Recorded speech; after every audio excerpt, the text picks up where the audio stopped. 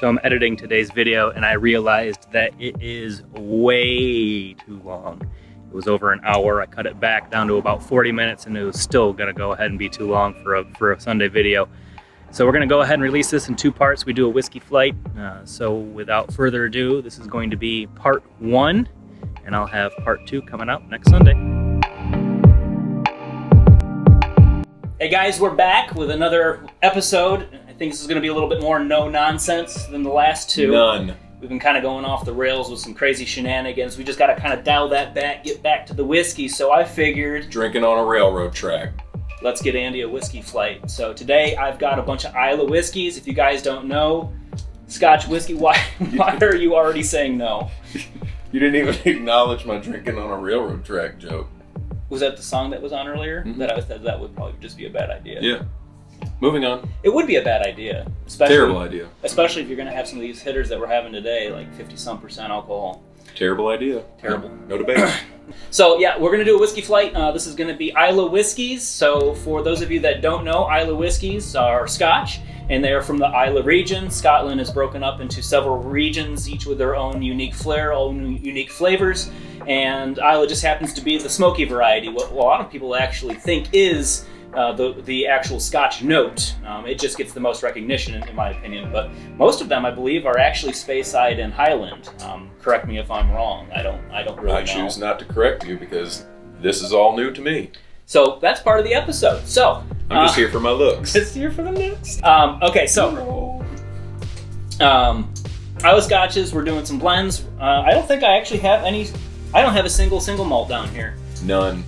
So these are all blends from big name distilleries. And the first one we're actually going to start with is, I got the Compass Box No Name No. 2. This was a limited release. I've got a little bit left in the bottle. This is actually one of my favorite whiskeys of all time. Let's just get into the pour. Yeah. Question number 1. Does it go by number 2 or is it called No Name? So they wanted the whiskey to speak for itself. That's actually right on their website right here. They wanted it to go ahead and speak for itself. But do you, like, if you asked for that, would you say, I want that Compass Box No Name? Or do you just say the Compass Box and then... And then by saying I want that Compass Box No Name, you therefore does that labeled it and gave it a name. become its name? Yeah. So actually it's called No Name No. 2, but by default you actually gave it a name. Deep thoughts. So this is Compass Box No Name No. 2, one of my favorite whiskeys of all time. Sadly, this is discontinued to the best of my knowledge. So once this bad boy's gone, Small pours. She people. gone. Small pours. So what's cool about Compass Box is they actually do break down on their website all the tasting notes. I'm gonna just pour blindly for Andy. I've had this before. You should look though. But I've got all these different tasting notes here. Right on the iPad. And like the pour blindly, like you should actually look where you're. Well, with all these lights though, I really am quite blinded. Blinded by the light. Blinded by the light. Is it wrapped up like a douche? Wrapped up like a douche of macaroni in the night. Douchey macaroni? Yum. Macaroni whiskey flat. Here's, oh gosh. Number 2. Too much. Nope, that's way. Well, pour a little into mine. That's fine. Give it to me. Yeah, let's split that. Yeah. Drink responsibly, people. So, I'll let you just kind of play with it. Let's nose it. Play with it a little bit. I'll tell you kind of what they're thinking. That smells like butter. Butter, folks. Let's see if they called butter. Is there a nosing profile? Yeah, absolutely. Is there butter? There's no butter. Well, amateurs. They're wrong. So it says that... Margarine? No, maybe it says a blanket of bonfire smoke is buttery bonfirey. A blanket of bonfire smoke. Yeah, so like when you're sitting by a bonfire and you get wafted in the face because the smoke obviously just chases you. It does chase me. Does it smell everywhere I go. Does it smell like butter? I've got a little butter. I've got campfirey butter. Yeah. I've got smoky, peaty, buttery goodness. That would be a cool episode. Make smoky butter. Smoky butter. Anyway. Yeah, I've got butter. Let's talk. What does it say? No, I don't care what it says. So, flavor profile and nosing. Delicious. So, floral notes, absolutely. Yes. Lots of floral notes. Like Maybe a little bouquet. honeysuckle? Yeah. Ooh, yeah. Honeysuckle. And like rose almost. That Like, takes me back to my youth. like rose hips. Honeysuckle? Rose hips. Not Aunt Rose. I didn't have an Aunt Rose, but if I did, I wouldn't have noticed her hips. Yeah. I might have. They don't lie. She might have been a big booty gal. Hippie. That Aunt Rose is hippie. So cherry blossom. Mm. So getting back, actually, once you taste this, I taste straight up cherries. Just wait for it. Like sour cherry. All right. So I get that sea spray, so it's kind of like that briny, salty kind of feeling. So oh boy. let's get into it. Let's do it. Smoke starting to bellow. Mm.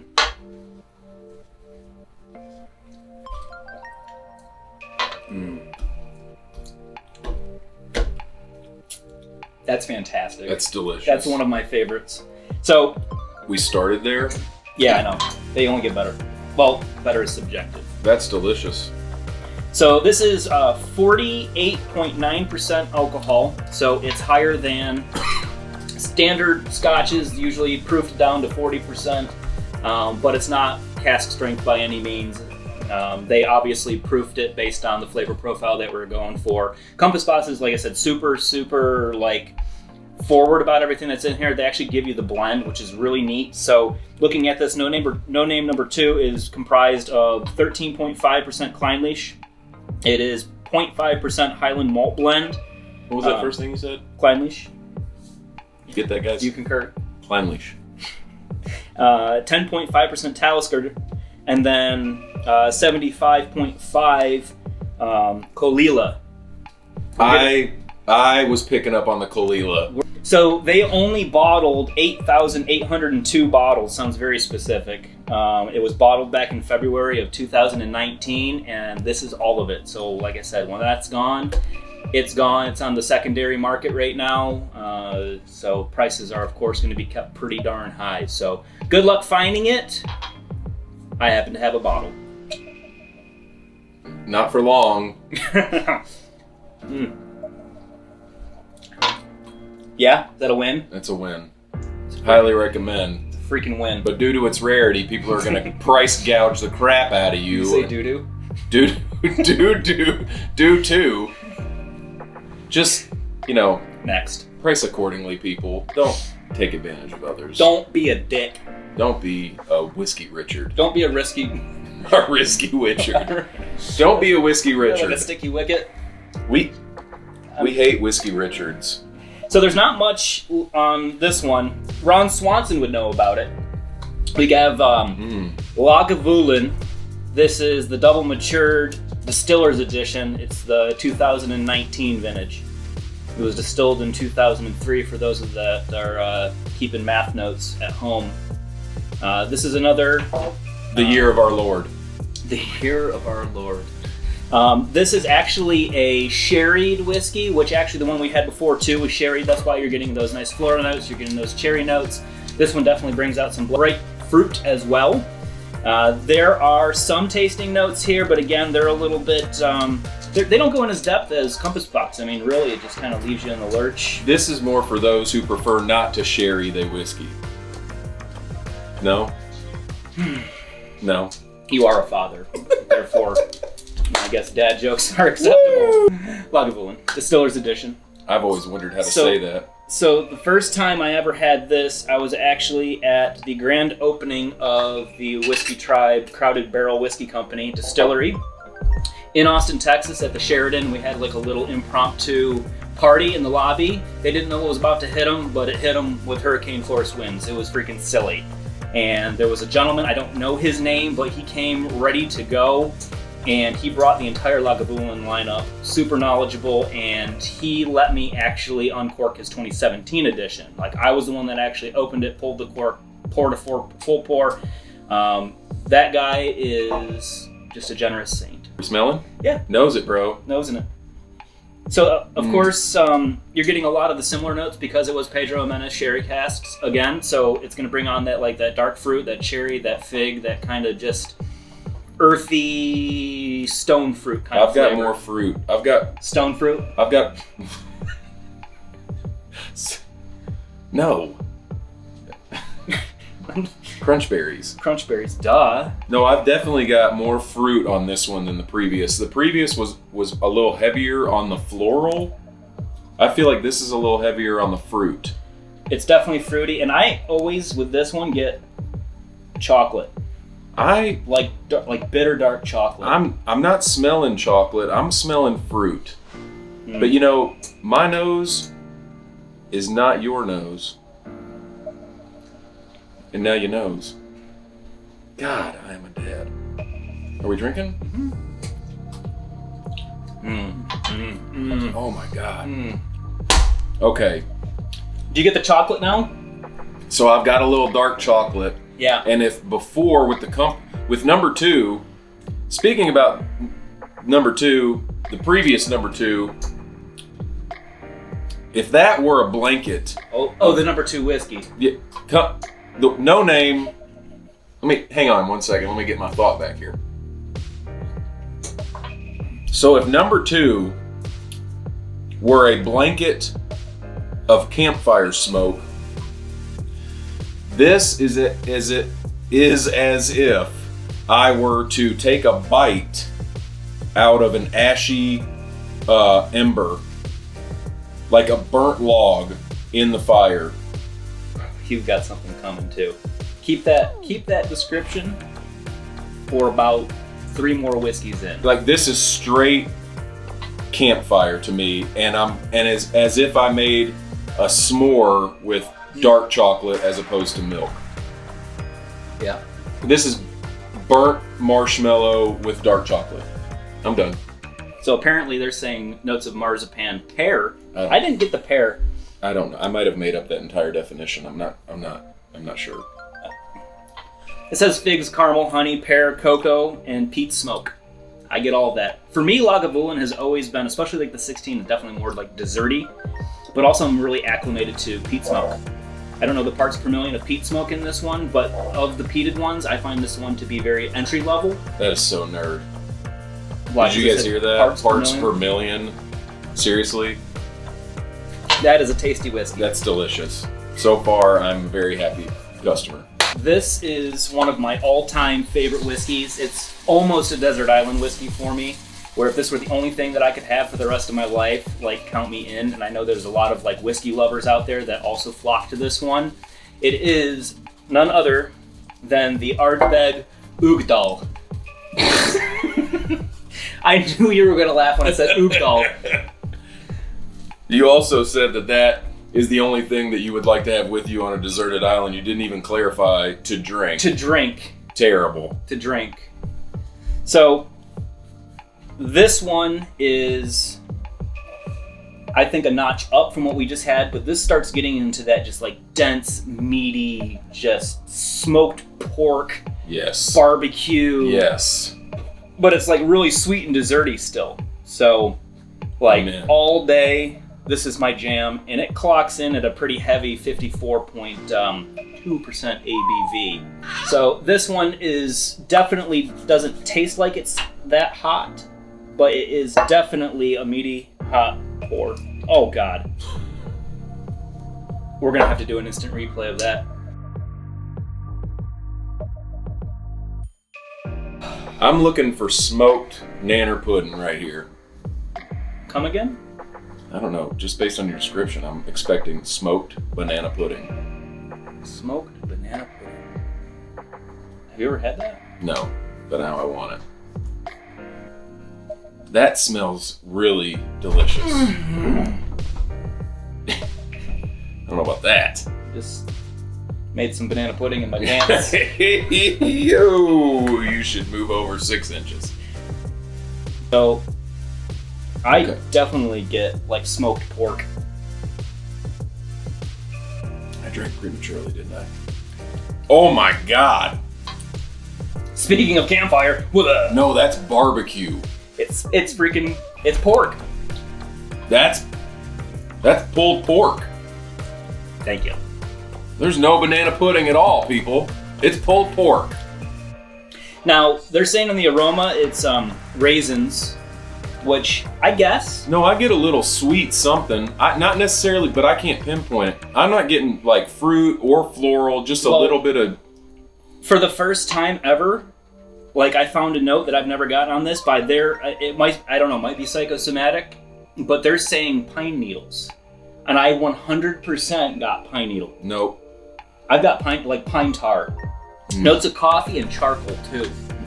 Do you get charcoal? You gotta get charcoal. Well, I mean on the nose it says charcoal.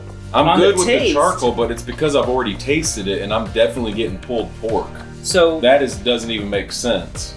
It says a smoky, spicy explosion. Oh, that reminds me of my week in Tijuana. Sumptuous mid-palate honey glaze. Do you get sumptuous mid-palate honey glaze?